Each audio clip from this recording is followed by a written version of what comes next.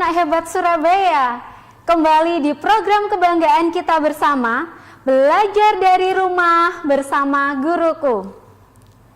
Bersama Ibu Maria Sinta Dewi di sini, kalian bisa memanggil Bu Sinta. Saya dari SD RA Kartini Tarakanita Surabaya.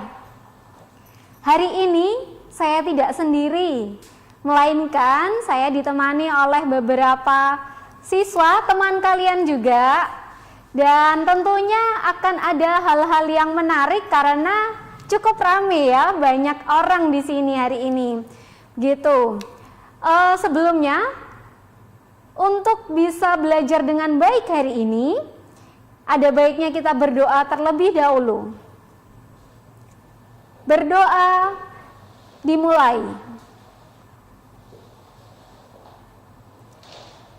Selesai. Halo anak-anak, apa kabar kalian? Yang di Zoom, bagaimana kabar kalian? Luar biasa. Luar biasa. Luar biasa. Arek-arek Surabaya semangatnya harus luar biasa gitu ya. Begitu juga dengan yang di rumah. Kalian harus punya daya juang yang tinggi supaya kita bisa beradaptasi dengan kondisi saat ini dan kita bisa selalu gali ilmu untuk mempertinggi ilmu pengetahuan yang kita miliki gitu, meningkatkan kemampuan yang kita punya. Nah, baik. Hari ini kita akan belajar mengenai penyaluran energi listrik di rumah untuk bisa sampai ke rumah. Sebelumnya kita mau refresh dulu. Kita mau pemanasan games Guess the Color. Saya akan memunculkan katanya tentang suatu warna ya, kata-katanya tentang suatu warna. Tapi yang perlu kamu sebutkan adalah warna apa yang digunakan untuk membuat kata tersebut. Contoh satu contoh dulu. Nah, ada yang sudah muncul di layar ya.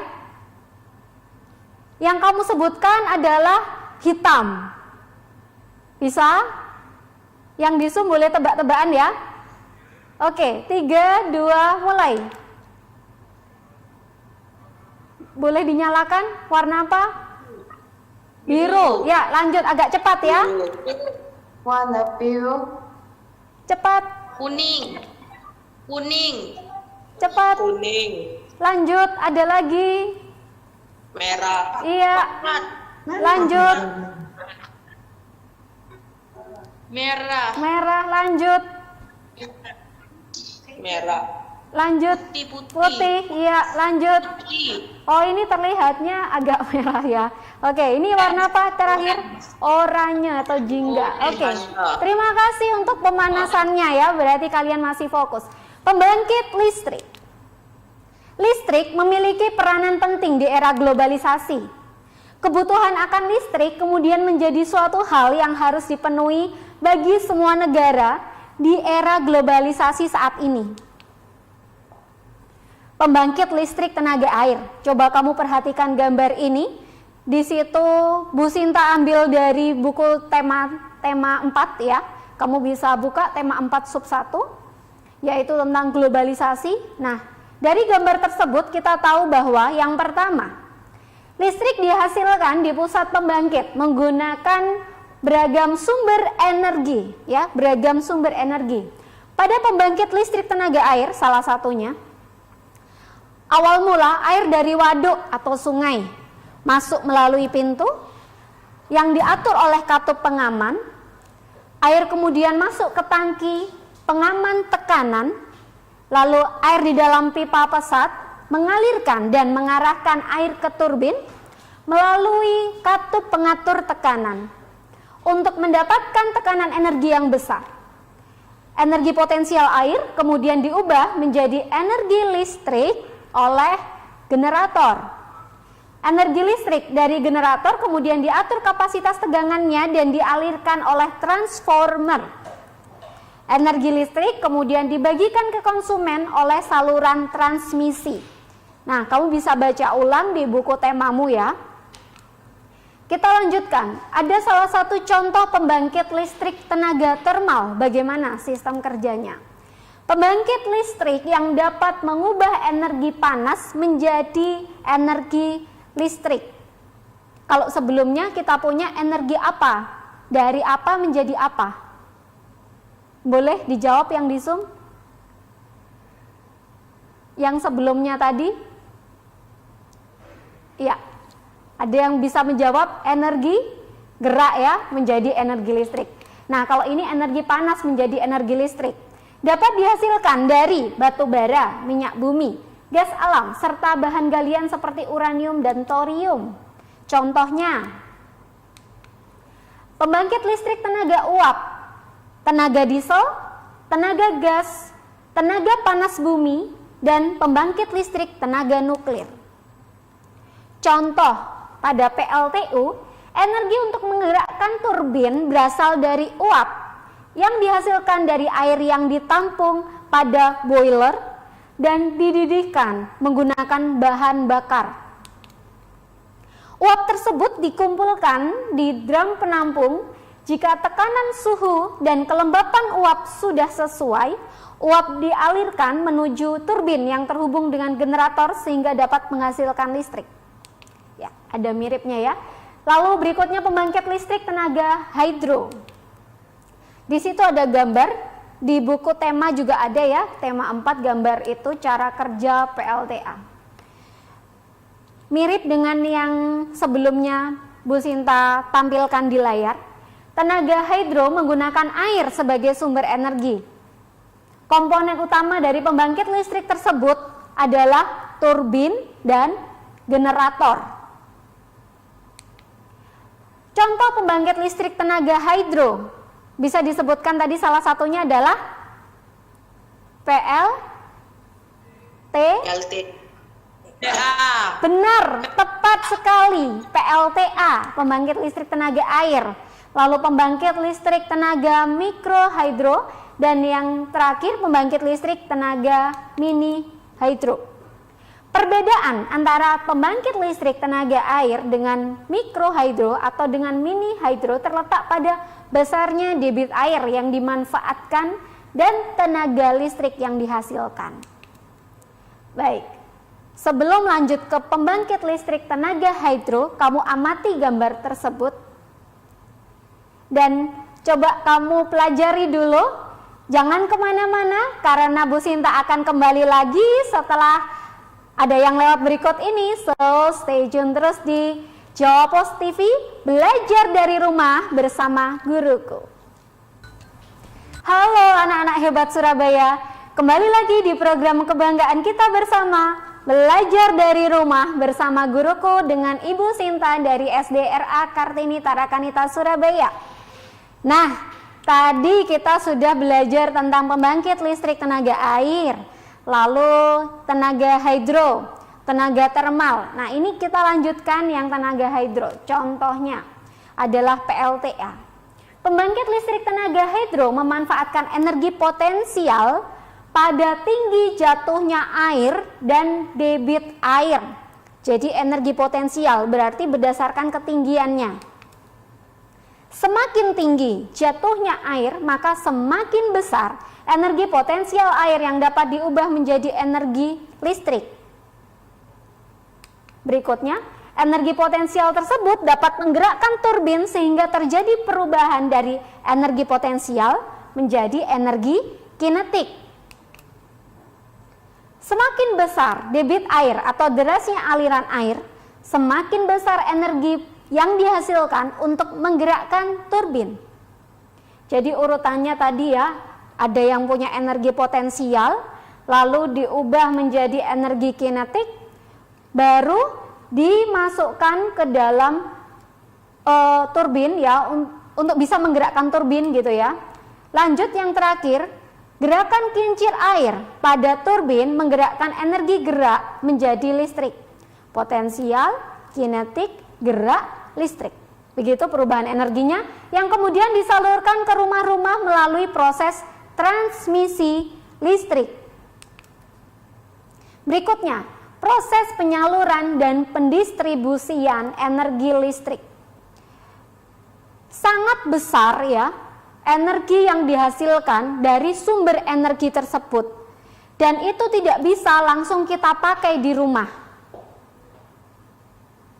Ada beberapa tahapan. Ini salah satunya gambar tersebut ya, kamu bisa lihat di layar. Yang pertama, listrik dihasilkan oleh generator listrik di dalam pembangkit listrik. Berikutnya, pembangkit listrik merupakan tempat dihasilkannya energi listrik. Bisa berupa PLTA yang tadi, PLTU tenaga uap atau thermal tadi ya, PLTGU, PLTM, PLTB, PLTN, PLTS. Saya mau random aja dulu. PLTS, ada yang tahu PLTS itu apa? Atau PLTB deh. Ini ada urutannya PLTB dulu deh. Ada yang tahu? Yang di Zoom mungkin mau bantu jawab. PLTB itu apa? Pembangkit? Ya. Tenaga pembangkit listrik tenaga Bayu, benar sekali, tepat, pintar ya. Pembangkit listrik tenaga Bayu. Nah, itu yang pertama ya, generator. Berikutnya transformator penaik tegangan. Urutan kedua ya, transformator penaik tegangan. Energi listrik yang sudah dihasilkan akan dinaikkan tegangannya dari 6000 volt menjadi 500.000 volt oleh transformator. Ya, jadi urutan yang kedua itu dinaikkan tegangannya. Urutan berikutnya adalah tegangan itu akan disalurkan melalui saluran listrik udara, kita kenal SUTET, yaitu saluran udara tegangan ekstra tinggi. Kalau kalian nanti ketemu ya, baca di jalan ada tulisan SUTET, oh itu berarti saluran udara tegangan ekstra tinggi, hasil dari transformator penaik tegangan. Untuk diteruskan menuju berbagai gardu induk. Dari trafo penaik tegangan diteruskan ke berbagai gardu induk. Berikutnya tahapan yang ketiga adalah gardu induk. Tegangan akan diturunkan dari 500.000 volt menjadi 150.000 volt sebelum disalurkan melalui SUTT, yaitu saluran udara tegangan tinggi, menuju gardu induk distribusi. Ya. Jadi tadi sebelum gardu induk apa anak-anak? Atau trafo penaik tegangan ya. Setelah dari trafo penaik tegangan dikirim kemana? Gardu listrik. Gardu induk.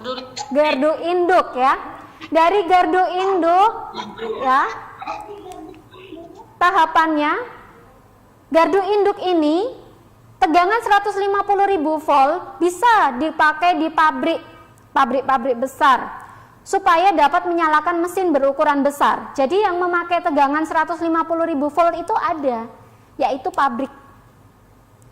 Tegangan tersebut akan diturunkan menggunakan trafo step down. Jadi trafo step down atau transformator step down itu untuk menurunkan tegangan. Apa untuk menurunkan tegangan namanya alatnya? Boleh dibantu jawab yang dari Zoom? Marisa coba bisa bantu jawab.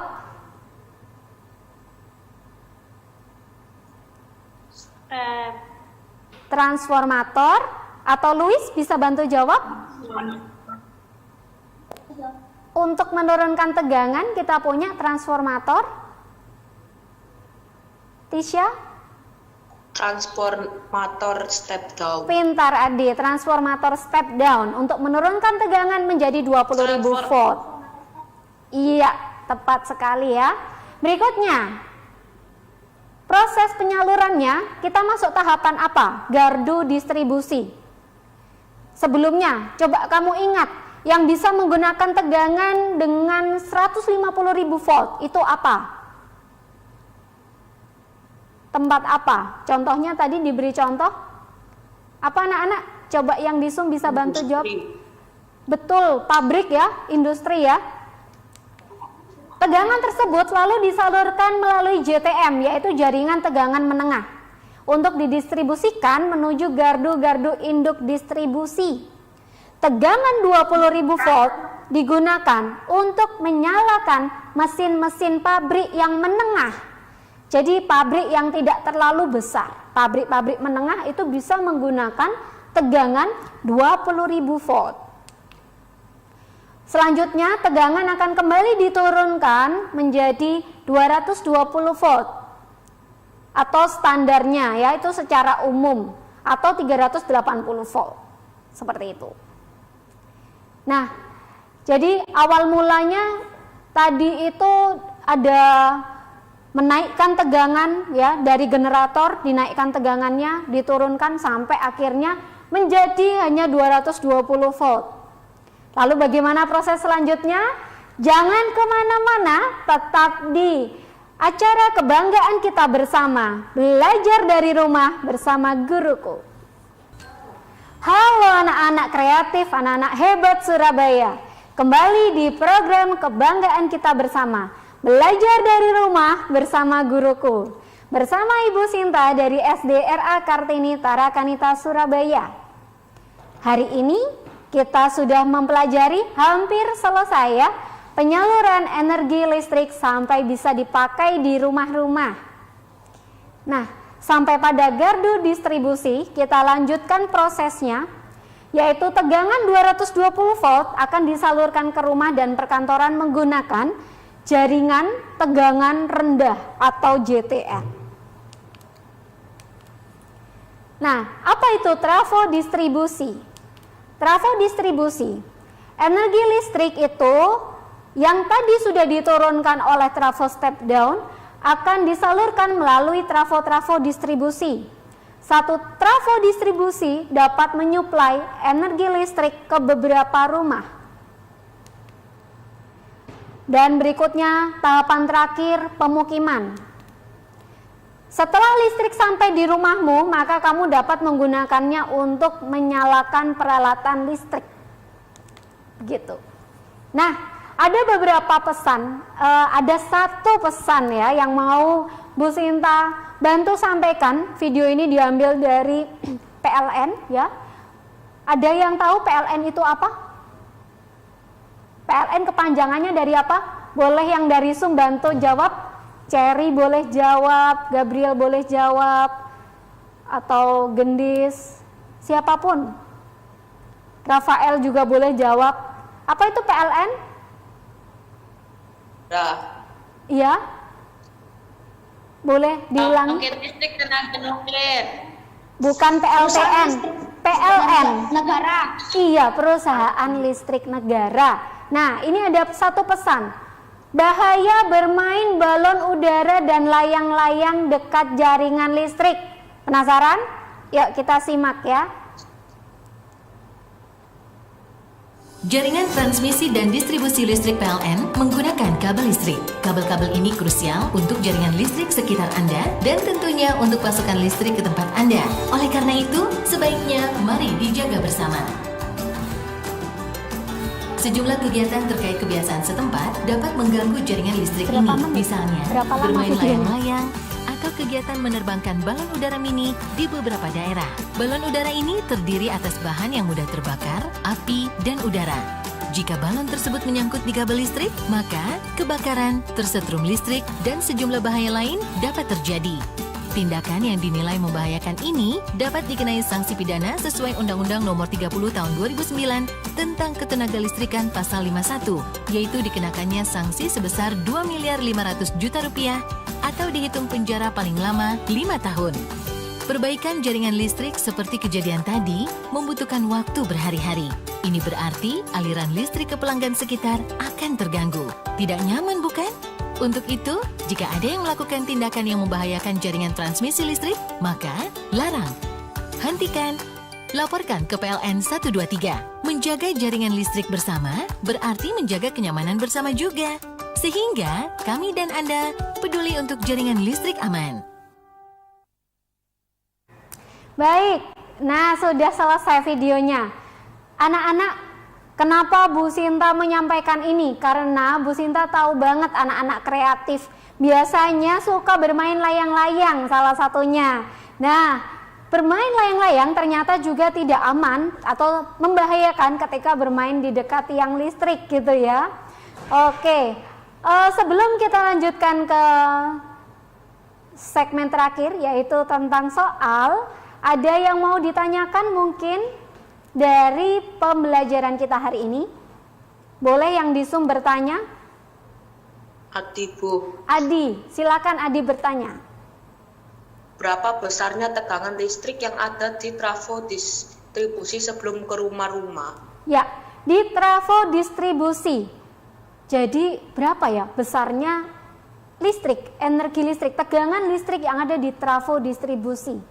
Tadi ada beberapa trafo yang sudah kita sebutkan ya. Trafo step down, trafo penaik tegangan. Ada yang bisa bantu jawab? Kalau kalian bisa bantu jawab, saya tidak perlu menjawab lagi. Mungkin yang di Zoom ada yang mau bantu menjawab. Berapa ya supaya bisa dipakai di rumah itu? Kira-kira besarnya adalah, ya, saya bantu ya, besarnya adalah 220 volt. Itu yang dipakai di rumah-rumah kita. Sehingga kita bisa memanfaatkannya untuk keperluan sehari-hari. Gitu, antara lain seperti ini sekarang, daring ya. Sangat penting energi listrik tersebut kita pakai di rumah. Ada lagi pertanyaannya? Stefan, Bu. Ya, Stefan, silakan bertanya. Apa perbedaan PLTA dengan mikrohidro? Ya, apa perbedaan PLTA dengan mikrohidro? Kedua-duanya memiliki prinsip yang sama, yaitu apa? Ada yang tahu? Pembangkit listrik tenaga hidro. Tenaga hidro. Air salah satu contoh di situ. Pembangkit listrik tenaga air adalah salah satu contoh. Nah, perbedaannya apa? Perbedaannya adalah listrik yang dihasilkan. Kok bisa, Bu, listrik yang dihasilkan itu berbeda? Ya, karena sumber energinya juga berbeda. PLTA memiliki sumber energi yang lebih besar dibandingkan mikrohidro ataupun mini hidro. PLTA bisa memakai bendungan atau waduk yang kapasitasnya besar airnya. Sedangkan di bawahnya yaitu mikrohidro bisa sungai atau saluran irigasi lainnya. Seperti itu. Jadi debit airnya juga akan berpengaruh. Listrik yang dihasilkan juga berpengaruh. Yang paling besar di contoh tadi itu adalah PLTA. Begitu? Sudah jelas ya? Luar biasa, kalian semua hebat, dan saya yakin tidak hanya yang di Zoom. Semua anak Surabaya hebat, kreatif, cerdas. Lalu bagaimana selanjutnya? Karena kita anak hebat, kreatif, dan cerdas, tidak cukup mendengar dong ya. Nah, kita akan mengerjakan suatu tugas. Yang pertama, kamu amati gambar ini, di screenshot dulu. Atau mau ya di screenshot ya bisanya ya. Karena ini gambar. Manakah yang merupakan pembangkit listrik mikrohidro? Jelaskan alasanmu. Dari gambar ini, ada dua gambar, kamu bandingkan mana yang mikrohidro. Soal berikutnya adalah tuliskan kembali proses penyaluran energi listrik dari pembangkit listrik, yang awal itu pembangkit listrik ya, hingga dapat digunakan oleh konsumen di pemukiman. Salah satunya tadi yang ditanyakan Adi, ada trafo distribusi sebelum sampai ke pemukiman. Nah, terima kasih, stay safe, stay healthy. Belajar dari rumah bersama guruku. Bye-bye.